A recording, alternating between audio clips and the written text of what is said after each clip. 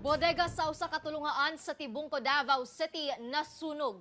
Pipila ka mga learning modules na apil usab og kasunog. Dugang detalyes sa report ni Kent Abrigana. Tulak!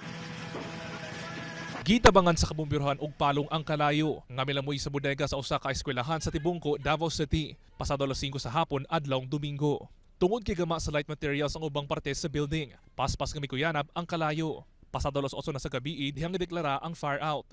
Old building na sa kaning Bustamante High School. O kani siya sir, wala na siya ginagamit na building kundi ilan na lang ni siya ginabutangan sa katong mga old modules o kaning mga bangko. Bali to story ni siya sir, then mga unom ka rooms no ikan sa ground o sa second floor ang na sunog. Gawa sa karaang modules, doon na say musical instruments ka nasunog. Butang agi kagool sa MAPI teacher nga si Mayan Babaw. Mauman gud ang ginagamit sa iyang mga estudyante. Hinuon mapasalamaton siya nga walay naangol sa insidente. Pasalamat gyud pud mi nga nahitabo siya na walay klase, walay mga bata.